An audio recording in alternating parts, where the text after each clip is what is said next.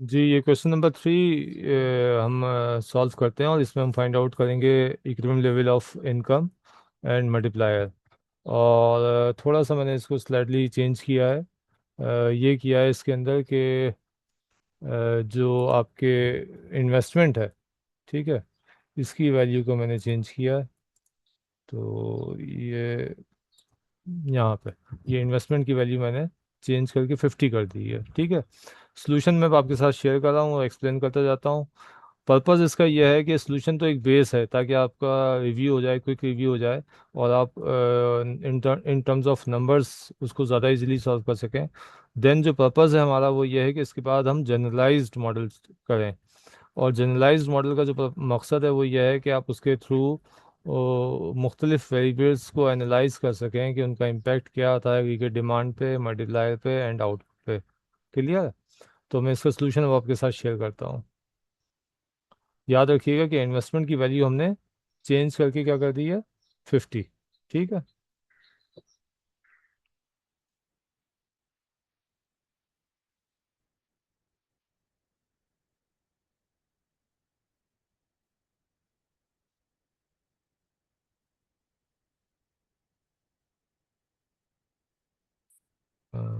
Page number, अच्छा।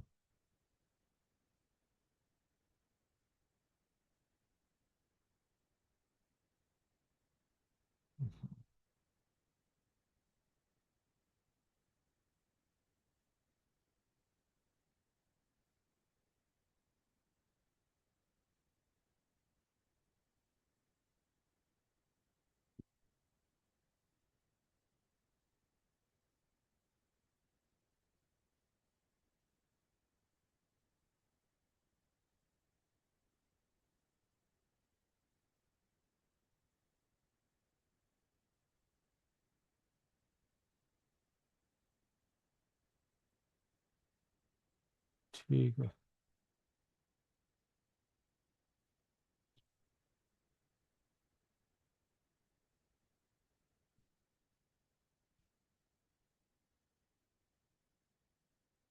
Option.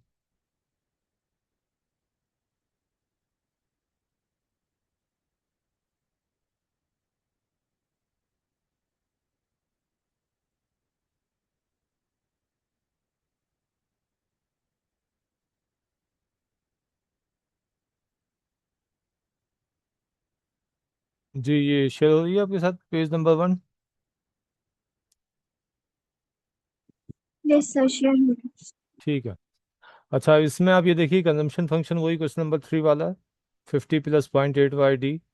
Investment अब आप अपने 50 ले लिए इंस्टेड ऑफ 70। ठीक है। और ये हाँ, ठीक है। और गवर्नमेंट एक्सपेंडिचर्स आपके पास 200 है, ट्रांसफर पेमेंट्स आपके पास 100 है, टैक्सेस 20% वाई ई की वैल्यू फाइंड आउट करनी है, equilibrium level of income, and multiplier की वैल्यू फाइंड आउट करनी है, अल्फा। अच्छा, हम ये जानते हैं कि जो टोटल एग्रीगेट डिमांड है which is equal to sum of four components, that are consumption, investment, government expenditures and net exports. इस गिवन मॉडल में हमारे पास नेट एक्सपोर्ट्स नहीं है, तो हम उसको जीरो अस्यूम कर लेंगे बाद में। और दूसरा हमें मालूम है कि at equilibrium output, that is Y, is equal to aggregate demand. ये हमें टू आइडेंटिटीज हमेशा याद रखनी चाहिए कि A D is equal to C plus I plus G plus N X, and Y is equal to A D. अब initially हम ये करते हैं कि कंजम्पशन फंक्शन जो है वो सॉल्व कर लेते हैं इन टर्म्स ऑफ, क्योंकि हमें मालूम है कि हम वाई ई यानी कि equilibrium level of output find out करना चाह रहे हैं, और कंजम्पशन आपके पास जो है वो in the form of Y D है, डिस्पोजल इनकम की फॉर्म में है। तो हम इनिशियली ये करते हैं कि इस कंजम्पशन फंक्शन को in terms of Y solve करते हैं। तो उसके लिए हम ये करेंगे कि जो कंजम्पशन सॉरी वाई डी का जो डेफिनेशन है, जो गिवन है इस बुक में, उसे हम ले लेते हैं। That is Y D is equal to income minus taxes, T A is for taxes, plus transfer payments, T R for transfer payments. अच्छा, टी ए के हम दो ऑप्शन है हमारे पास। टी ए हम कांस्टेंट भी ले सकते हैं, लमसम अमाउंट, कि सपोज टी ए की वैल्यू 100 है, या टी ए की वैल्यू 200 है, या टी ए की वैल्यू 10 है। और टीए को इन टर्म्स ऑफ परसेंटेज भी ले सकते हैं, यानी कि एक लमसम टैक्स होगा, उसमें टीए की वैल्यू फिक्स्ड होगी। वो भी हम आगे देखेंगे। फिलहाल इस एग्जांपल में हमने ये लिया है कि टीए की वैल्यू हमने ली है इन टर्म्स ऑफ परसेंटेज, यानी कि जो भी आपकी इनकम है उसका एक स्पेसिफिक परसेंट आप इन टर्म्स ऑफ टैक्सेस पे कर रहे हैं। ठीक है, और वो गिवन है हमारे पास विच इज़ 20% या 0.2। तो हम यहाँ पे पहले जनरलाइज फॉर्म हमने लिख दी कि Y minus T Y is proportional tax of your income plus transfer payments. ठीक है। अच्छा, अब इसके बाद हमने ये किया कि यहाँ से इसको रीअरेंज कर लिया, ट्रांसफर पेमेंट्स को शो में लिख लिया हमने, कोई फ़र्क नहीं पड़ता प्लस की यानी कि जो उसका साइन है उसके साथ हम इक्वेशन को रीअरेंज कर सकते हैं। अ, और यहाँ से हम y कॉमन ले लेंगे। वंस हमने y कॉमन लिया तो यहाँ पे रह जाएगा 1, y बाहर आ गया तो 1, और यहाँ पे रह जाएगा सिर्फ और सिर्फ t, तो 1 - t × y। अब यहाँ पे हम वैल्यू सब्स्टिट्यूट कर देंगे तो ट्रांसफ़र पेमेंट्स हमें मालूम है कि हमारे पास 100 है, प्लस 1 - t हमें मालूम है 0.2 है, इंटू वाई। 1 - 0.2 इज़ 0.8। तो ये आपके पास वाई डी की टोटल इक्वेशन आ गई, Y D is equal to 100 plus 0.8 into Y. इस वाई डी को हम सब्स्टिट्यूट कर देंगे कंजम्पशन फंक्शन में। अच्छा, इस वाई डी में ख़ास बात जो है वो ये है कि आपके पास ये Y D in terms of Y है, तो इसकी वजह से जो कंजम्पशन फंक्शन है वो भी आपके पास इन टर्म्स ऑफ वाई आ जाएगा। तो कंजम्पशन फंक्शन हमारे पास गिवन था C equal to 50 plus 0.8 into Y D, और इस वाई डी की वैल्यू हमने यहाँ सब्स्टिट्यूट कर दी। तो C equal to 50 plus 0.8 into 100 plus 0.8 Y होगा। 0.8, अब हम ब्रैकेट ओपन कर देंगे तो ये 0.8 इस 100 से मल्टीप्लाई होगा, तो 100 into 0.8 is 80, and 0.8 into 0.8 is 0.64 into Y. ठीक है, 50 और 80 को हम इजीली ऐड कर सकते हैं, तो इट बिकम्स 130, और ये 0.64 आ गया। तो consumption function in terms of आप देख रहे हैं कि वाई आ गया है, C is equal to 130 plus 0.64 into Y. तो जो हमारा पर्पस था कि हम इसको इन टर्म्स ऑफ वाई लेके आ जाएं, ताकि हम यहाँ पे जो आपके पास ये ईडी की इक्वेशन है यहाँ पे सब्स्टिट्यूट कर सकें, और क्योंकि ये वाई की फॉर्म में आ जाएगी तो हम इसको वाई या equivalent level of income find out कर सकते हैं। क्लियर है यहाँ तक पॉइंट? Yes sir. ठीक है, अब हम शीट पेज नंबर 2 पे जाते हैं अगले स्टेप में।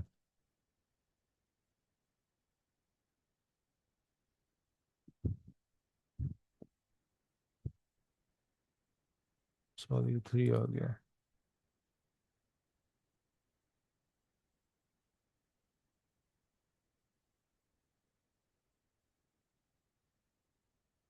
तो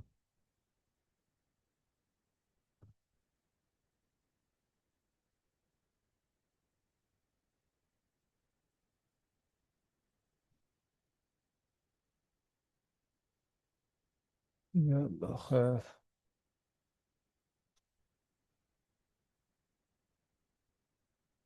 सब आ जाएंगे लेकिन 2 नहीं आएगा। हाँ,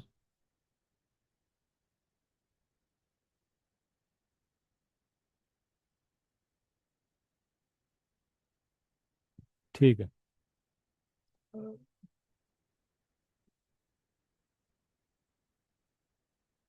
ये पेज नंबर 2 शेयर हो रहा है आपके साथ?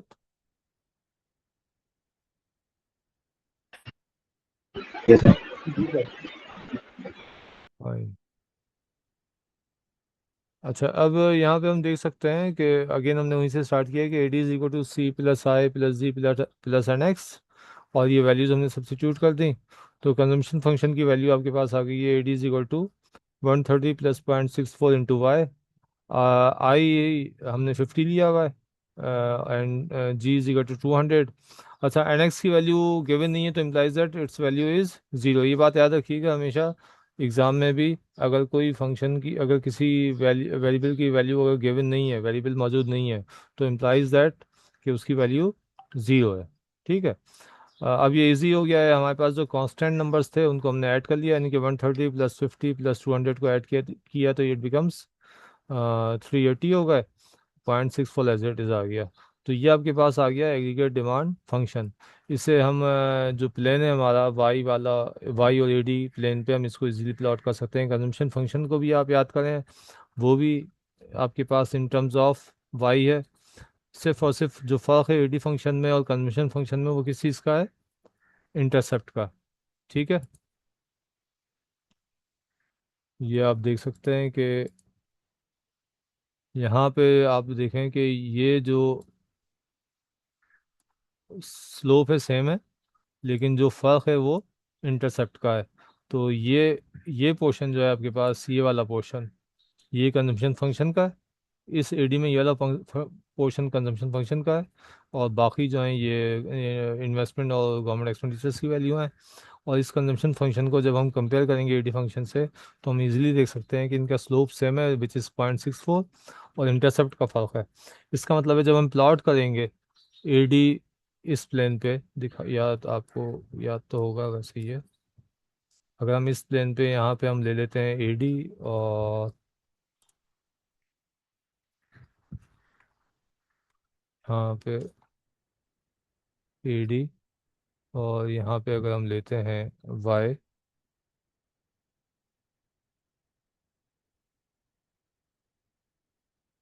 तो अगर हम यहाँ पे प्लॉट करेंगे तो ये आपके पास जो होगा वो कुछ अगर ये इस तरह का अगर आपके पास फॉर एग्जांपल कन्वेंशन फंक्शन है, तो इसके बिल्कुल ऊपर, कलर चेंज करता हूँ, यहाँ कहीं पे जो आपका बिल्कुल सेम स्लोप के साथ आ जाएगा आपके पास एग्रीगेट डिमांड फंक्शन। ठीक है, यहाँ इसके इंटरसेप्ट में फ़र्क होगा। यहाँ पे जो इंटरसेप्ट होगा इसका, ये होगा आपके पास क्या होगा, 130। ठीक है, और ये वाला जो इंटरसेप्ट होगा ये होगा 380।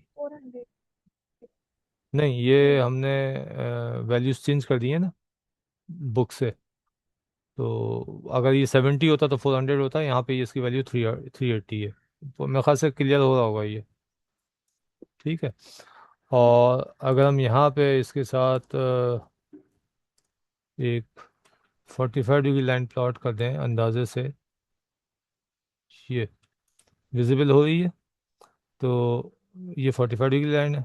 ठीक है, तो उससे ये हो जाएगा कि हमें ये जो पॉइंट इसका इंटरसेक्शन पॉइंट है, यहाँ से हम ये लेके आएंगे तो यहाँ पे हमारे पास वैल्यू आ जाएगी। कौन सी वैल्यू आएगी?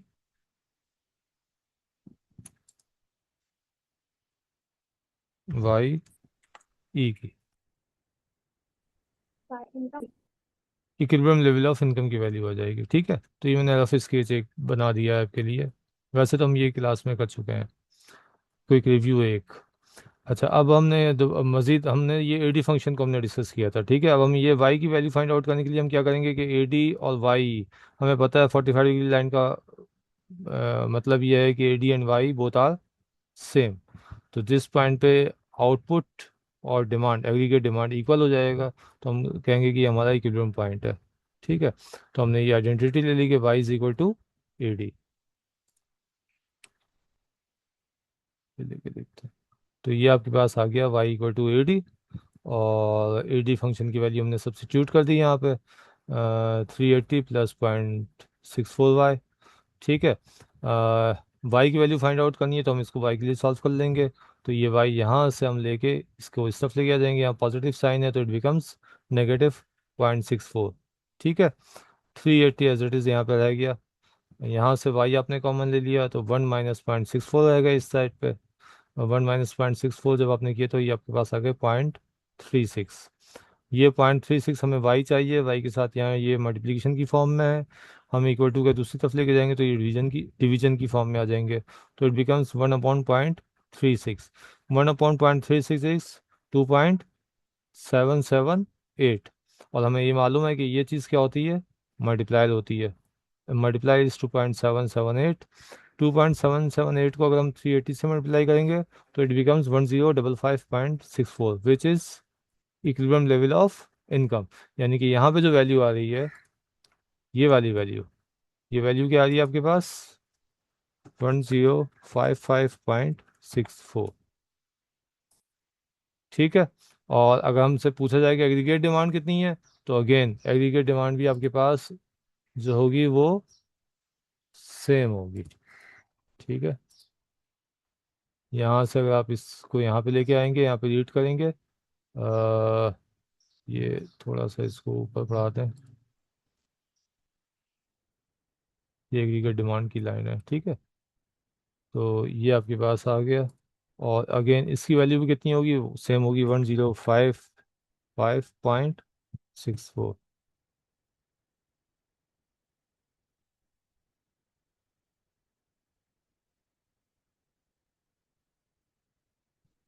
तो इस पॉइंट पे ए डी और Y both values are same, क्योंकि 45 डिग्री लाइन पे आ रहे हैं। क्लियर है ये पॉइंट?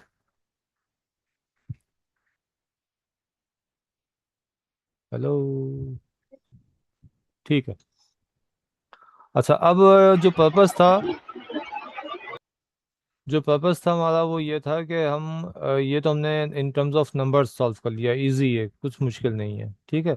अब यही चीज़ हम जनरलाइज्ड फॉर्म में करते हैं, यानी कि हम ये इनको वैल्यूज असाइन नहीं करेंगे, बल्कि इनको हम अल्फ़ाबेट्स असाइन करेंगे, ठीक है।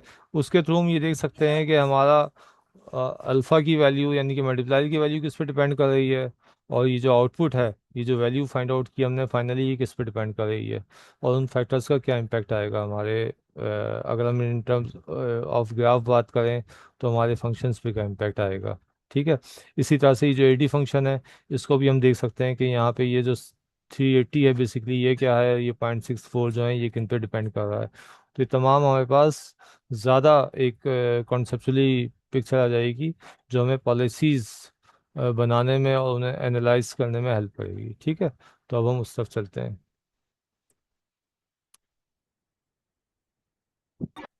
Excuse me sir. जी।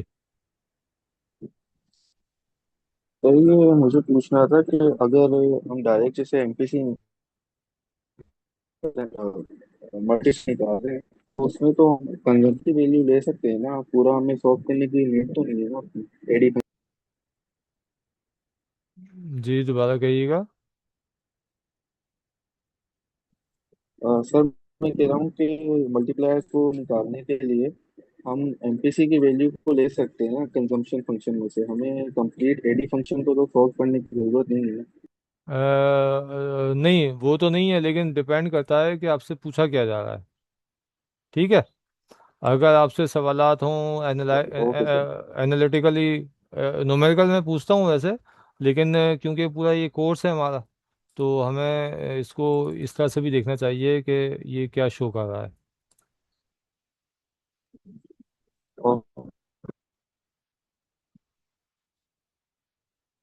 ठीक है, ये मुश्किल नहीं है, थोड़ी सी आप प्रैक्टिस करेंगे तो हो जाएगा। अच्छा, ये विजिबल है पेज नंबर 3?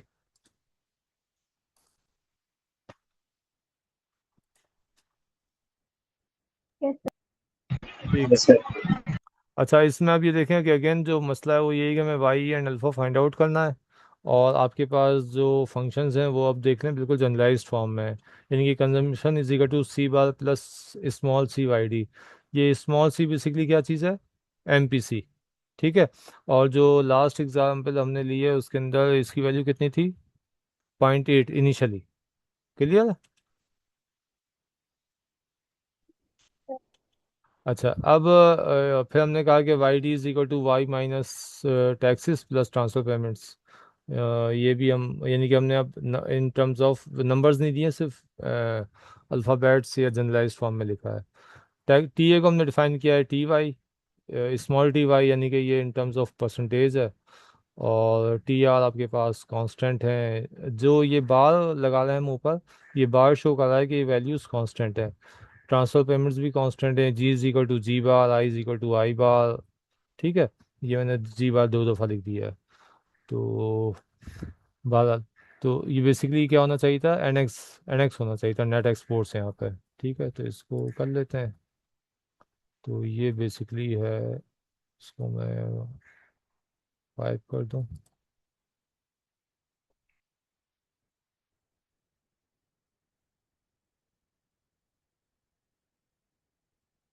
ये काट दिया मैंने, और यहाँ पे मैंने लिख दिया N X equal to, sorry, N X equal to N x.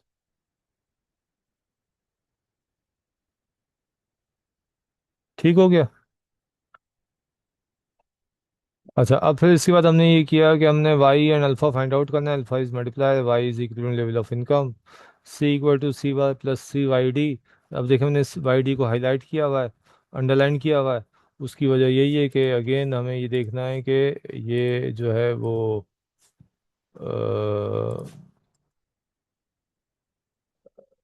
एक इसकी डेफिनेशन क्या है वाई डी की। तो वाई डी की डेफिनेशन है Y D is equal to Y minus T A plus T R. ठीक है, इस बुक में ये डेफिनेशन ली हुई है। ये डेफिनेशन चेंज भी हो सकती है, लेकिन जनरलाइज डेफिनेशन यही है। सिर्फ इस बुक में चेंज या इस कोर्स में हम चेंज क्या करेंगे ज़्यादा से ज़्यादा, कि या तो टैक्सेस टी ए को हम कांस्टेंट ले लेंगे, अभी मैं बता देता हूँ आपको वो भी करके, या हम टी को जो हमने लिया हुआ है कि प्रोपोर्शनल या percentage in the form of T Y, small T Y लिया हुआ है। तो ये सिर्फ हम चेंज करेंगे, इसके अलावा बाकी चेंज नहीं करेंगे। क्लियर है? अच्छा, तो ये आपके पास हमने सब्स्टिट्यूट कर दिया वाई डी की जगह पे इस डेफिनेशन को। तो ये हो गया C is equal to C bar plus small C into Y minus taxes plus transfer payments. इस टी ए की जगह, टी ए की जगह पे हमने जो डेफिनेशन में टैक्सेस दिए हुए हैं वो ले लिए, दैट इज प्रोपोर्शनल टैक्सेस, यानी कि T Y, small T Y. ठीक है। और अब हमने क्या किया कि इस ब्रैकेट को ओपन किया। जब हमने इस ब्रैकेट को ओपन किया तो ये दो साइड से ओपन हो रहा है, देखें। एक तो ये कि सी जो है वो इससे मल्टीप्लाई हो रहा है, दूसरा इस वाई को हमने यहाँ से कॉमन ले लिया। तो जब हमने यहाँ से y को कॉमन ले लिया तो यहाँ पे रह गया 1, और यहाँ से y कॉमन लिया तो यहाँ पे रह गया t। तो ये y इस ब्रैकेट से बाहर आ गया, तो 1 माइनस टी इस तरफ से आ गया, और स्मॉल सी इस तरफ से आ गया। तो ये बात क्लियर है? ये हमने सिर्फ इसको सॉल्व करके यहाँ पे ये हो ठीक गया। ठीक है। प्लस ये देखें कि ये कोई थंब बना, स्पीकर खोलने की ज़रूरत नहीं है। आप थंब बना दिया करें, या जो है वो शो कर दिया करें थंब से, ये या ये मैसेज कर दिया करें, तो इससे क्लियर हो जाएगा। अच्छा, फिर ये स्मॉल सी जो हमने मल्टीप्लाई किया टी आर से। ठीक है, तो ये हो गया सी टी आर। तो अब आप ये देखें कि यहाँ पे जो वेरिएबल टर्म है वो सिर्फ और सिर्फ ये है जिसमें वाई आ रहा है। तो हम ये कांस्टेंट टर्म्स को उठा के एक तरफ लिख लेते हैं, यानी कि ये सी बार और ये सी टी आर बार को हमने एक जगह पे लिख लिया। अगेन, बेसिक अलजेब्रा है, प्लस के साइंस हैं, तो हम इक्वेशन में आगे पीछे चीज़ों को कर सकते हैं, कोई उससे इफेक्ट नहीं पड़ेगा। लेकिन सिर्फ उसकी ब्यूटी के लिए या सिंप्लिसिटी के लिए हम ये करते हैं कि हमने क्या किया है यहाँ पे। ब्यूटी यहाँ पे यह है कि हमने कांस्टेंट टर्म्स को इस जगह पे लिख दिया, तो ये सी बार और ये सी टी आर बार एक जगह पे आ गए। ये जो वाई के साथ जो टर्म है, that is M P C into 1 - T into Y, ये आपके पास एक जगह आ गया। क्लियर है? ये अगेन वही इक्वेशन है सेम। अब अगर आप इसमें वैल्यूज डाल रहे हैं, जो आपके पास पिछले जो क्वेश्चन था उसमें वैल्यूज थी, तो आपके पास वही पोजीशन दोबारा आ जाएगी। अगर आप चाहें तो यहाँ पे 2 मिनट लगेंगे आपको, आप वैल्यूज सब्स्टिट्यूट करके देख सकते हैं। ठीक है। सी बार की वैल्यू क्या थी वहाँ पे, पिछले जो भी हमने सॉल्व किया था?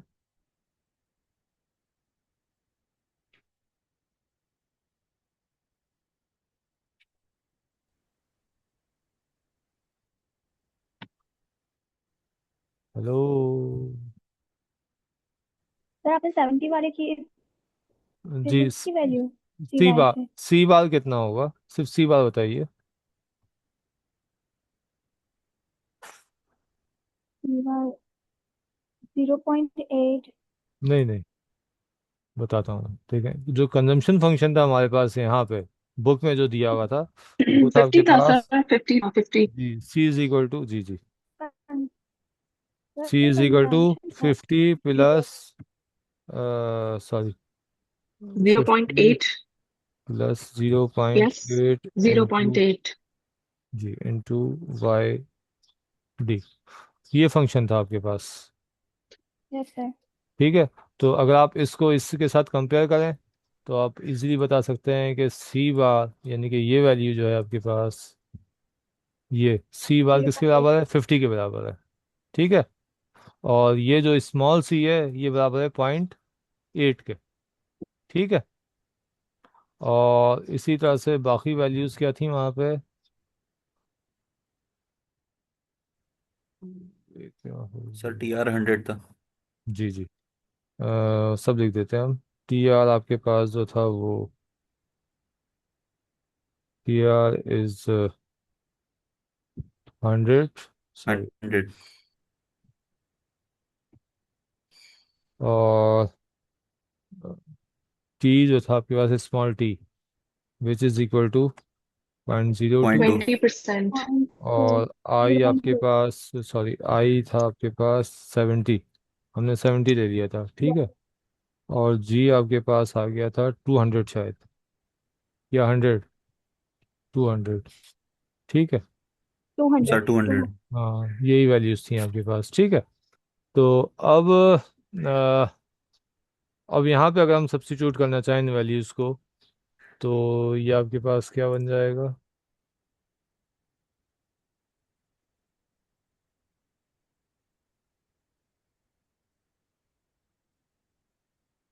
C equal to, C bar is, देखिए आप, सी बार इज 50, ठीक है, plus small C is point, sorry 0.8 into,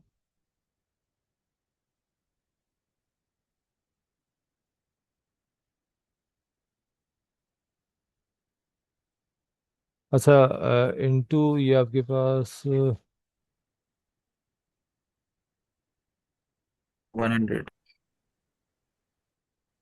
हम्म, हाँ ये दोबारा से करना पड़ेगा, यहाँ पे कर देते हैं, इंटू 100, ठीक है। और प्लस इसके बाद क्या चीज़ है, पॉइंट, सॉरी 0.8 इंटू 1 -1 माइनस 0.2 है, 2 इंटू वाई, ठीक हो गया। ये ऊपर वाली इक्वेशन से आप कंपेयर इसको कर सकते हैं, ठीक है ना। ये देखिए, ये अगर हम करना चाहें तो इजीली कर सकते हैं। ये आपके पास सी बार हो गया, ये एमपीसी हो गया, ये ट्रांसफर पेमेंट्स हो गए, ये अगेन एमपीसी हो गया, ये 1 - टी में से ये आ गई, और ये वाई हो गया।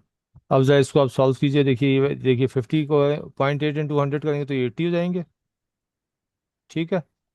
और ये आपके पास रहेंगे 0.8, तो 0.8 इंटू 0.8 हो जाएंगे आपके पास 0.64।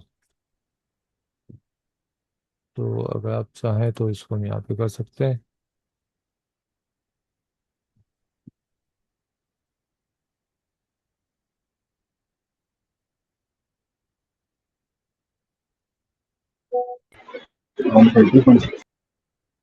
तो 50 प्लस 80, ठीक है, प्लस पॉइंट या यस सर 0.64 0.64 इंटू वाई, ठीक हो गया। और इन दोनों को आप ऐड कर लेंगे तो ये हो जाएंगे 130। यस सर तो आपके पास सेम उसी पोजीशन पे आप दोबारा से आ जाएंगे। यस सर जो पॉइंट है मेरा बताने का मतलब ये कि ये जनरलाइज फॉर्म में है। और अच्छा थोड़ी देर में बंद हो जाएगा, उसके फिर 10 मिनट्स के बाद हम स्टार्ट करेंगे, ठीक है। तो ये आपके पास इक्वेशन वही है, लेकिन इसमें आपको ये हो जाएगा कि आप ये एनालाइज करके आप ये देख के बता सकते हैं कि आपसे पूछा जाएगा यार टैक्स रेट बढ़ेगा तो क्या होगा, तो आप बता सकते हैं जी अगर टैक्स रेट जो है वो माइनस का साइन है, तो हम बता सकते हैं कि आपकी कंजम्पशन जो होगी उसका वो क्या हो जाएगी, कम हो जाएगी, ठीक है। टी आर अगर आपके पास, सॉरी, टी आर अगर आपके पास इंक्रीज हो जाता है तो उससे क्या होगा, टी आर की वैल्यू अगर इंक्रीज हो जाती है तो क्या होगी, तो हम बता सकते हैं कि टी आर के साथ पॉजिटिव साइन है तो हमारी कंजम्पशन बढ़ जाएगी, ठीक है। एमपीसी के साथ हम देख रहे हैं कि पॉजिटिव साइन है, एमपीसी की वैल्यू ज़्यादा होगी तो क्या होगी, कंजम्पशन बढ़ जाएगी। वाई के साथ हम देख सकते हैं पॉजिटिव साइन है, तो वाई की वैल्यू अगर बढ़ेगी तो कंजम्पशन बढ़ जाएगी। तो हमारे पास अब एक पिक्चर आ गई है, इक्वेशन आ गई है। जैसे ही अगर हमसे पूछा जाता है तो हमारी इक्वेशन जहन में आनी चाहिए, या हमने लिखी हुई हो तो हम फौरन उस पर बता सकते हैं स्पेसिफिकली कि क्या इम्पैक्ट आएगा उसका, ठीक है, क्लियर है। जो यहाँ पे पॉइंट है वो ये है कि जो जितने से आप ट्रांसफर पेमेंट्स बढ़ाएंगे उतने से आपकी कंजम्पशन नहीं बढ़ेगी। देखिए ट्रांसफर पेमेंट्स बढ़े थे 100 से, लेकिन कंजम्पशन कितने से बढ़ी थी, 80 से। नीचे देख रहे हैं आप,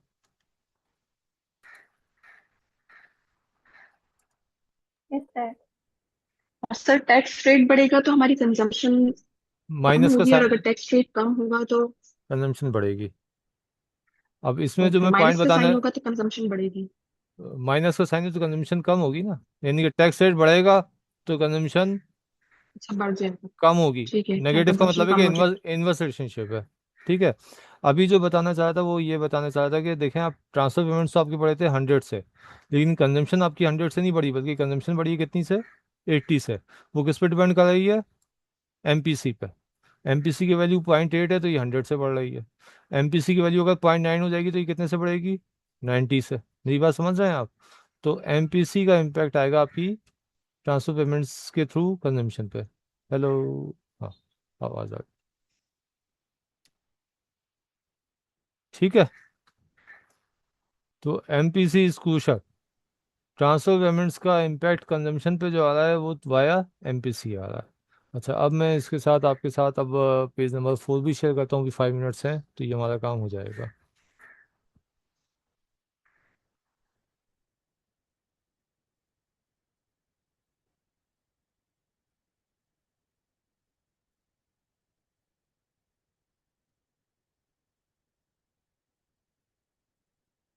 हम्म। जी, ये विजिबल है आपके लिए?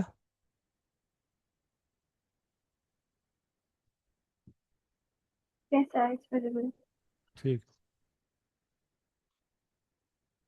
अच्छा,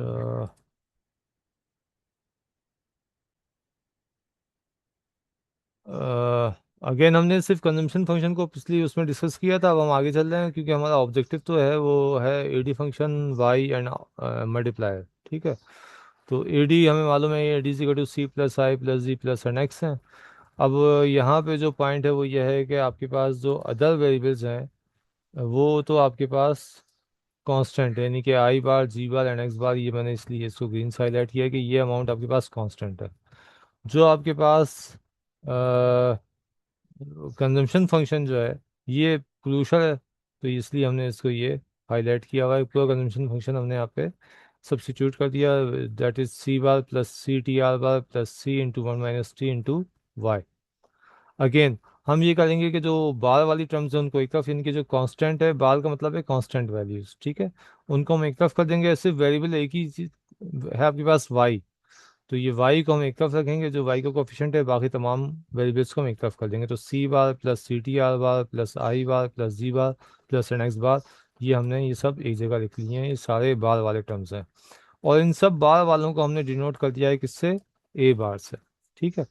और जो हमारे पास दूसरा जो है गई ये टर्म, इसमें ये वाली c into one minus T, ये इसका स्लोप है, ये हमने यहाँ पे लिख दी एक तरफ। क्लियर? तो अब हमने यहाँ पे ये बता दिया है कि ये जो ए बार है, ये this is all constant terms which is C bar I bar G bar N X bar and C T R bar. यहाँ पे मैंने सी टी आर बार पहले लिखा है, यहाँ बाद में लिखा है, इससे कोई फर्क नहीं पड़ता। प्लस की साइन है, अलजेब्रा की इक्वेशन है।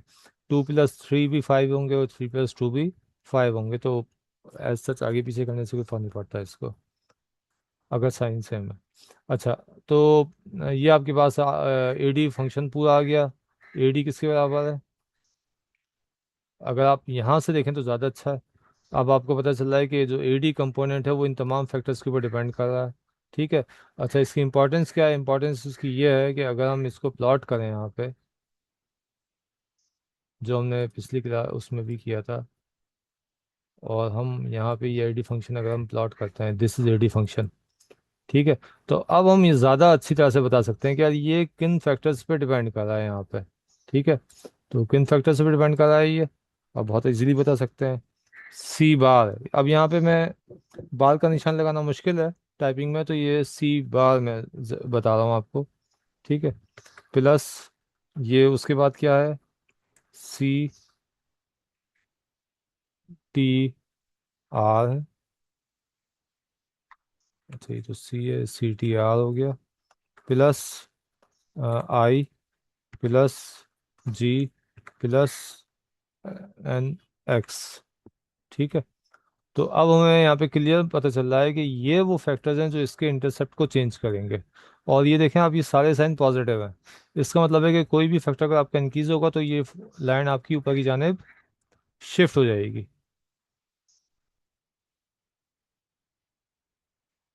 ठीक है। तो अगर ये कोई भी एक फैक्टर या इनका मल्टी तमाम फैक्टर्स चेंज होते हैं, या इनका कोई कॉम्बिनेशन चेंज होता है तो आपकी लाइन पैरेलल ऊपर की जानिब शिफ्ट करेगी। अच्छा, 1 मिनट रह गया। ठीक है, तो अगर ये डिसकंटिन्यू हो जाता है तो आपका काम ये होगा, ये आपका असाइनमेंट है कि आप इस इक्वेशन को, जैसे अभी हमने वैल्यूज सब्स्टिट्यूट की थी, ठीक है, एडी फंक्शन की जो पिछले सवाल में वैल्यूज है, न्यूमेरिकल वैल्यूज, आप यहाँ पे सारी सब्स्टिट्यूट करेंगे और ये फाइंड आउट करेंगे और कंपेयर करेंगे कि इसमें वही वैल्यू जो एडी फंक्शन की हमने वहाँ फाइंड आउट की थी वही आ रही है। मेरे ख्याल से 380 + 0.64y, ये इक्वेशन आनी चाहिए अगर आप ये इंडिविजुअल वैल्यूज़ को सब्स्टिट्यूट करें। ठीक है, तो ये आपका एक क्लास असाइनमेंट है 10 मिनट्स का। इसका लिंक मैं वहाँ पे अपलोड कर दूंगा, ये आप फिर इसको सबमिट कर दीजिएगा। ठीक है, सबमिट आप बाद में भी कर सकते हैं लेकिन कीजिएगा अभी इसी वक्त, ताकि आप क्लास के साथ साथ हम चलें। असाइनमेंट समझ गए आप कि ये डी फंक्शन में आप आइडेंटिफाई करेंगे what is C bar, C T R bar, I bar,